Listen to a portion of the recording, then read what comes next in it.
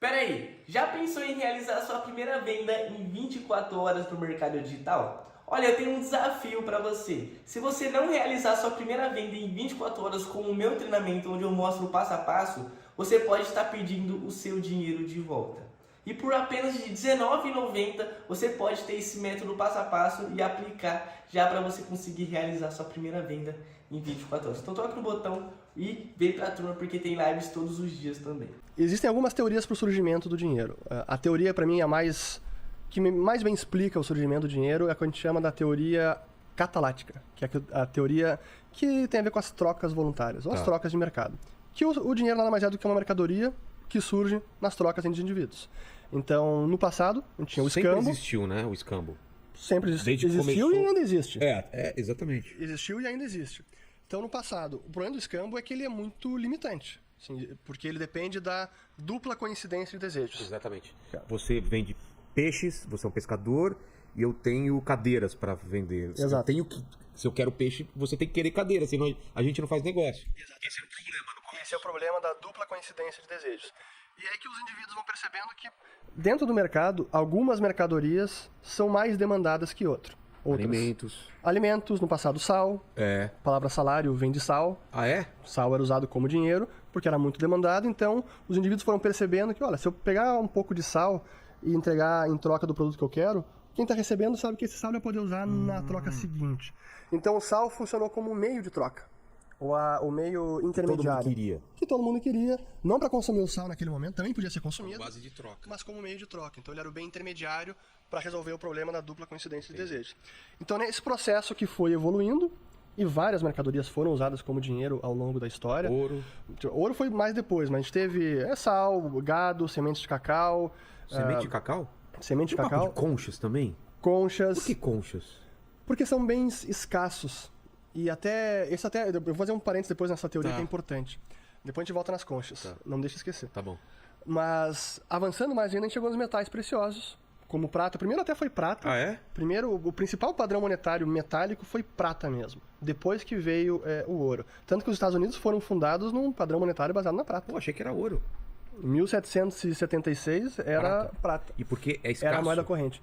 Porque é escasso, porque é maleável, é fácil de reconhecer, é fácil de comprovar a autenticidade, que realmente não tem um material misturado. Até isso é muito bacana. Eu vou acabar abrindo vários parênteses aqui. Relaxa. Mas tem que voltar aqui depois. Tá.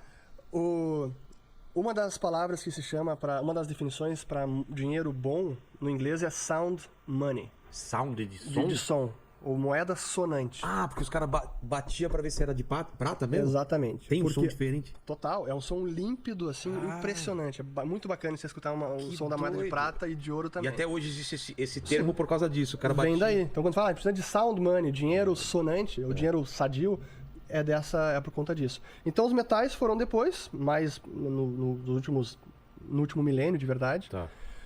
Até chegar um momento onde os metais começaram a circular menos, até porque tem um problema de transporte, pesam.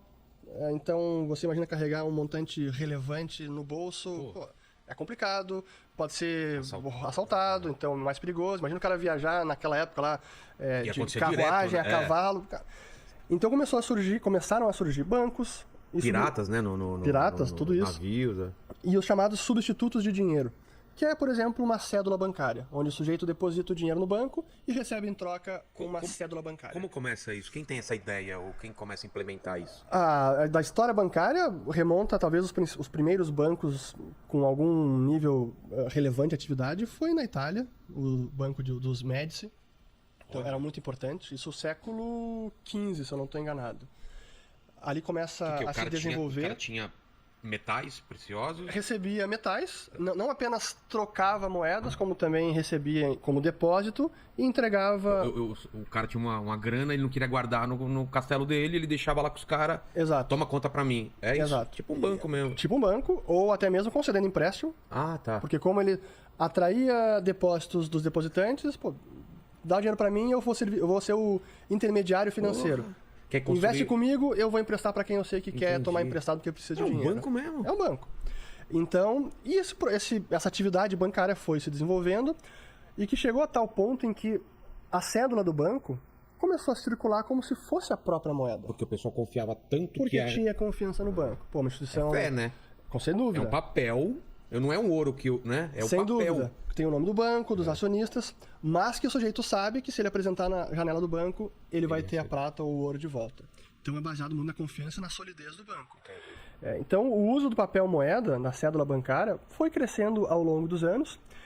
O problema é que em alguns períodos da história os bancos também suspendiam essa obrigação, ou os governos permitiam que os bancos não honrassem as suas obrigações. Por causa de guerras. Porque o banco se deu mal, emprestou demais, porque o governo queria se financiar e o próprio governo emitiu notas demais e não tinha mais como honrar a paridade, ou o que se chama o valor de face da nota, não tinha mais como honrar aquilo, então dizia, não posso mais pagar esse ouro, então está suspenso agora e daqui a algum tempo a gente vai desvalorizar esse papel, em vez de ser 1 libra de prata, agora esse papel vai dar apenas meia libra de prata. Caramba. Então isso foi acontecendo ao longo da história.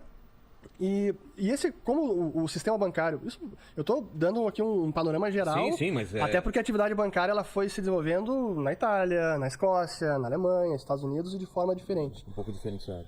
Mas em alguns países começaram a surgir os bancos centrais, que eram os bancos que concentrariam essas reservas.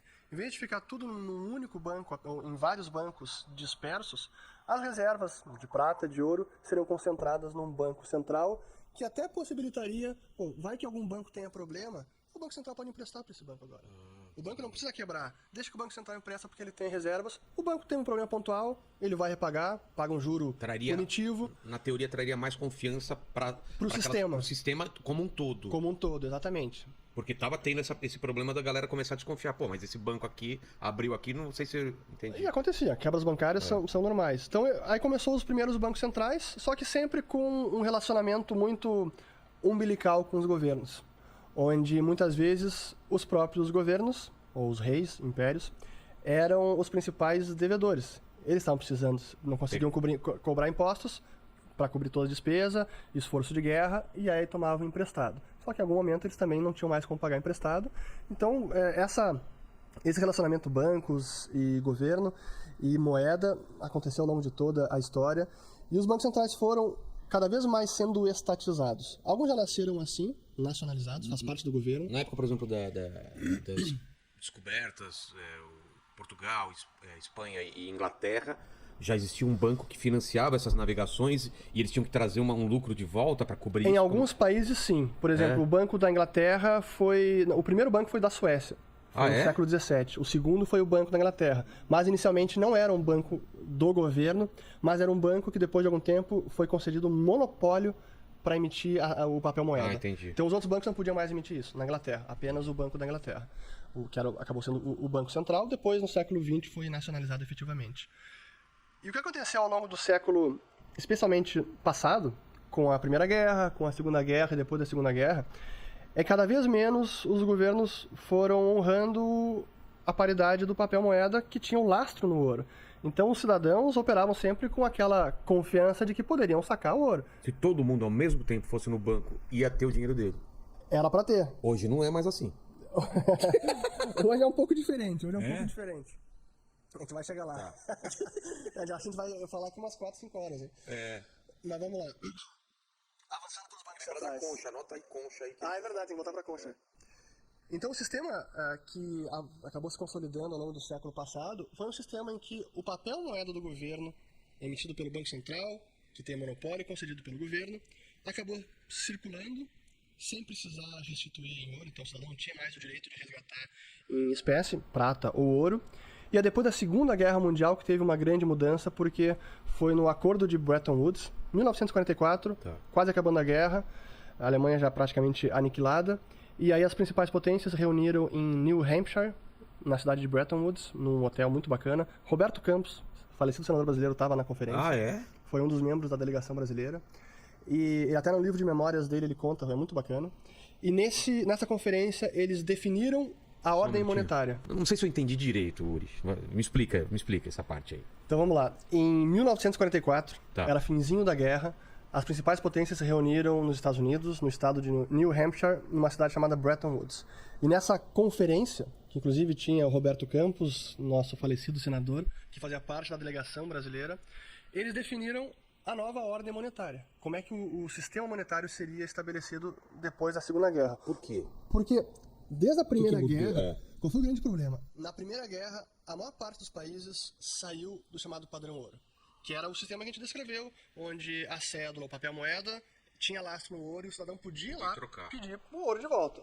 Com a Primeira Guerra, a Inglaterra deixou o padrão ouro, a França, a Alemanha, enfim, todos os países que estavam lá lutando, porque eles precisavam financiar a guerra. E simplesmente cobrar impostos é muito mais impopular, então como é que faz? Imprime dinheiro e financia. Então, eles aboliram o padrão ouro, que em princípio seria temporariamente. Acabou a Primeira Guerra, tentaram voltar a algum padrão ouro, que não foi a mesma coisa aqui do passado, que até mudou, era o padrão ouro câmbio e não o padrão ouro clássico. Isso na década de 20. E aí chegou a Grande Depressão, primeiro o crash de 29, e aí a Grande Depressão, até 1933. Os Estados Unidos, inclusive, proibiram que os cidadãos possuíssem ouro. Por quê? Porque os Estados Unidos precisavam imprimir dinheiro para tentar sair da Grande Depressão. Essa era a política. Aí tem até um debate grande do que deveria ser feito. Mas essa era a justificativa. Eles precisavam imprimir dinheiro e o padrão ouro impedia isso. Então o Franklin Delano Roosevelt, presidente da época, fez uma lei chamada de Ordem Executiva 6102, onde ele obrigava todos os cidadãos que tinham ouro ou certificado de ouro a entregar isso para o governo americano e que eles recebiam um papel. Entendi. Esse foi o... Que doideira, cara. Doideira. Estados Unidos, É? proibido ter ouro, e essa lei durou até 75. 1908. De 1933 Até a 1975. Agora. É. Então o mundo não tinha mais um sistema monetário estável. As taxas de câmbio flutuavam bastante, uma moeda com outra. Aí acabou vindo a Segunda Guerra Mundial, mais caos ainda econômico, de instabilidade financeira, taxa de câmbio, fluxo de capital interrompido. E aí, com o fim da guerra, eles se reuniram, as principais potências, mas a gente precisa arrumar isso, está um caos. Essa desordem monetária não pode durar, a gente precisa reestabelecer uma estabilidade monetária. E a ideia foi esse sistema de Bretton Woods, que ficou famoso como o Acordo de Bretton Woods, onde o dólar era a moeda central do sistema e o dólar era conversível a uma paridade de 35 dólares por onça Troy. Tá. Mas apenas os países poderiam resgatar. Então não tinha mais o padrão ouro para o cidadão. O cidadão era obrigado a usar o papel, o dólar inconversível. Mas entre países, eles podiam fazer isso. Então, o Banco Central da Inglaterra, o Bank of England, o Bundesbank, o da Alemanha e os demais bancos centrais, eles acumulavam dólares, mas eles sabiam que eles podiam restituir também. E acontecia. De vez em quando os países pediam o Fed, que é o Federal Reserve, o apelido do Banco Central americano. Quero de volta aqui e manda ouro para mim. Isso acontecia durante praticamente a década de 50, a década de 60, mas no fim da década de 60 começou a ter problema esse sistema. Porque esse sistema deu um privilégio enorme para os Estados Unidos, que até o general Charles de Gaulle, que era o presidente da França à época, dizia que era o privilégio exorbitante do dólar. Porque o mundo aceitava dólares como se fosse ouro.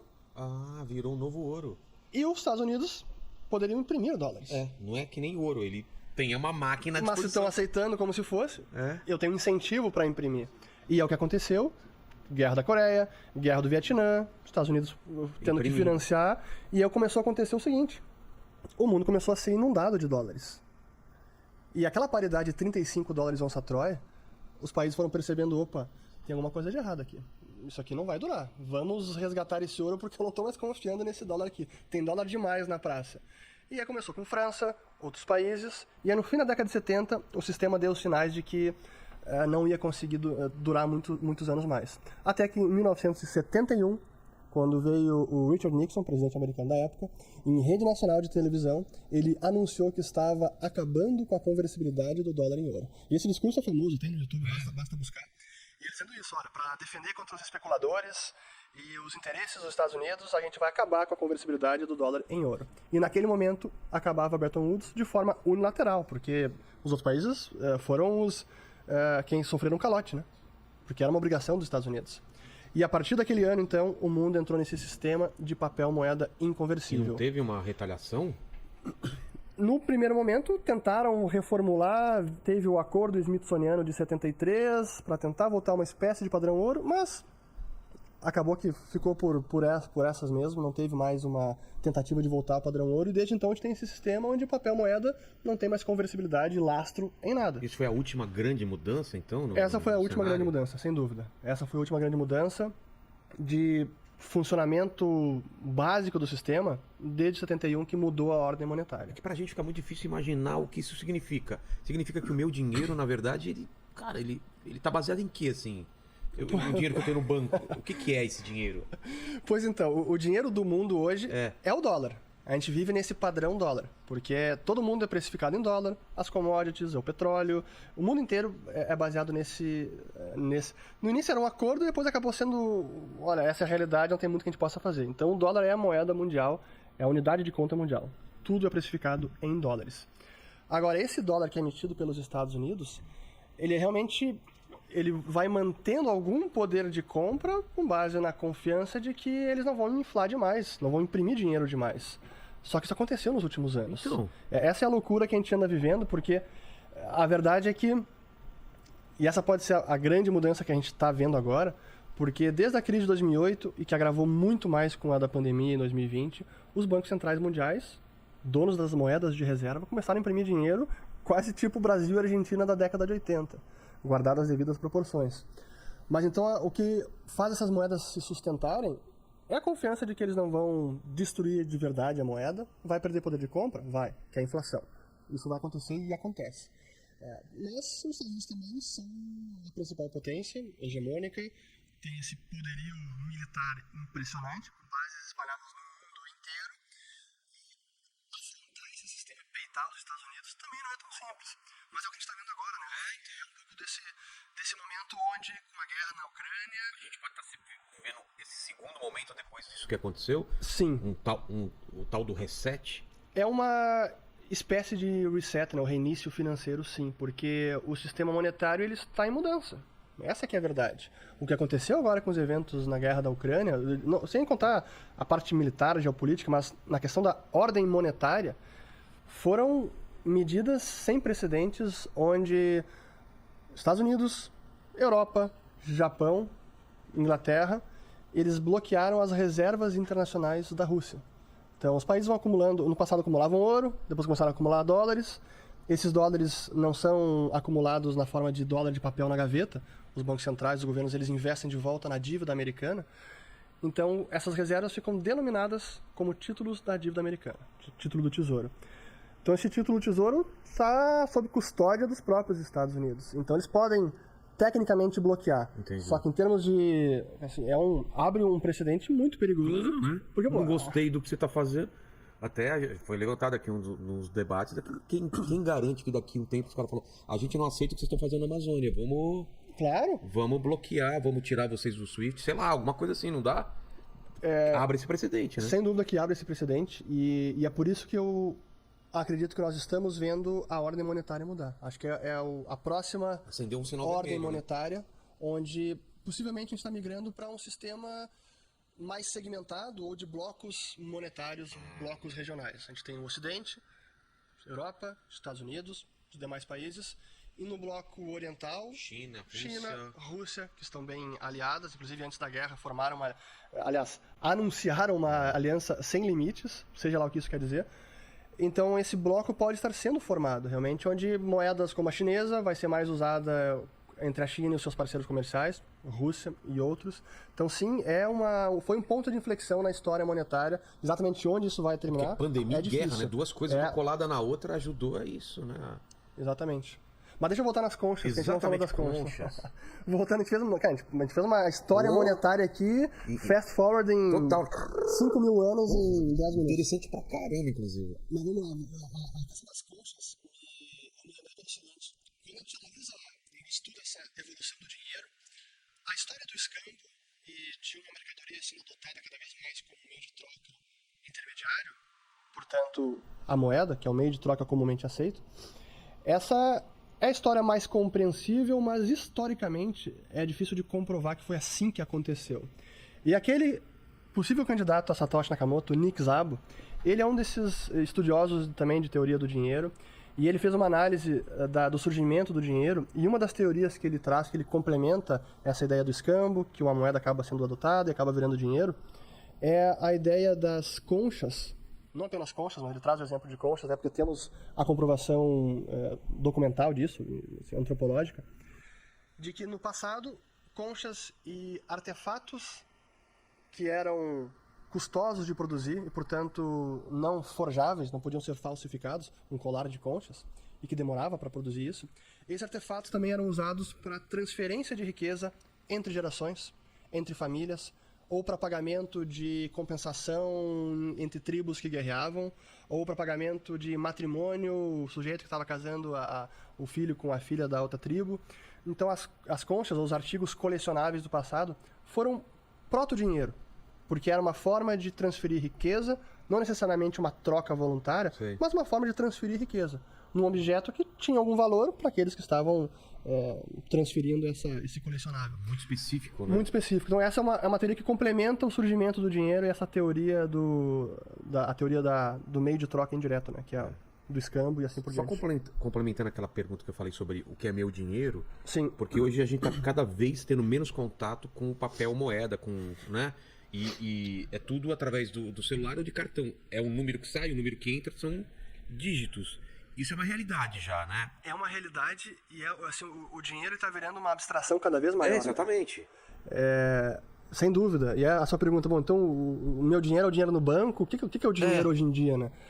Legalmente, o dinheiro é aquilo que o Estado diz que é dinheiro. Quem me Então, garante esse dinheiro? O Estado? Ele garante que você vai poder usar esse dinheiro para pagar impostos e para liquidar dívidas pré-contratadas. Ah, é? Isso é o chamado Só isso. curso legal. Mas ele não garante que esse dinheiro vai comprar o mesmo que hoje ele compra. Ah, tá. A forma como ele garante isso, que ele promete que vai manter o poder de compra no Brasil e em vários países, são as chamadas metas de inflação. Que é um arcabouço legal que o Banco Central usa para fazer com que a inflação não fique tão alta. Entendi. Então essa é a promessa de manutenção do poder de compra do dinheiro. Mas que vai ser um dinheiro forte para sempre. Não, esquece.